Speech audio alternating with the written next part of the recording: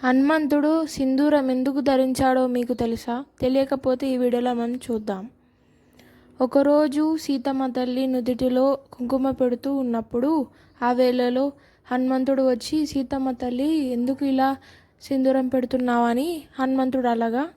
సీతమ్మ తల్లి నుదిటిలో కుంకుమ పెట్టుకుంటే రాముడికి ఎంతో మేలు జరుగుతుంది అని సీతమ్మ తల్లి చెప్తుంది. అయితే హనుమంతుడు ఇలా ఆలోచిస్తాడు, నా సీతమ్మ తల్లి నుదుటిలో కుంకుమ పెట్టుకుంటే ఇంత బాగుంటే నేను ఆ ఒంటి అంతా సింధూరం ధరిస్తే ఇంకెంత మేలు జరుగుతుందో, ఇంకా సంతోషంగా ఉంటాడో మా రాముడు అని హనుమంతుడు ఒక ఉపయోగంతో ఒకసారి వెళ్ళి సింధూరం మొత్తం తీసుకొని శరీరం మొత్తం ఇలా పూసుకుంటాడు.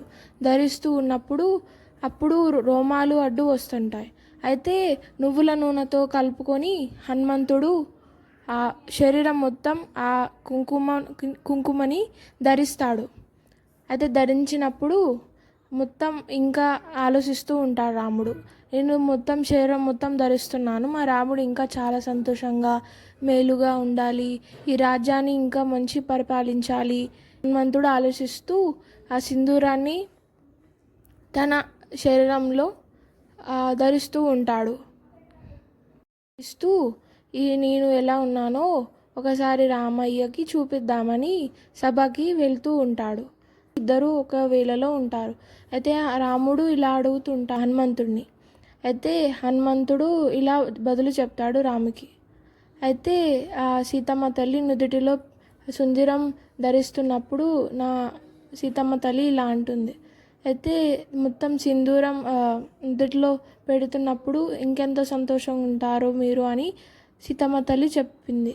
అయితే నేను మొత్తం శరీరం మొత్తం నా సింధూరం పూసుకుంటే నువ్వు ఇంకెంత సంతోషంగా ఉంటావు రామయ్య అని హనుమంతుడు ఇలా చెప్పగా, సీతమ్మ తల్లి రామయ్య చాలా సంతోషంగా ఉండి హనుమంతుడిని దగ్గర తీసుకొని, హనుమయ్య అని, నా మీద ఇంత ప్రేమనా, ఇంత నువ్వు ఇలా చూపిస్తున్న ఈ ప్రేమని నేను చాలా సంతోషం ఇస్తున్నాను, ఇంత మంచి భక్తుడిని నేను ఎక్కడ చూడలేదు అని రామయ్య ఎంతో సంతోషంగా ఇద్దరిని చూస్తూ ఉంటూ రాముడిని అలానే హనుమంతుడు ఆ కథని ఇలా చెప్తూ ఉంటారు.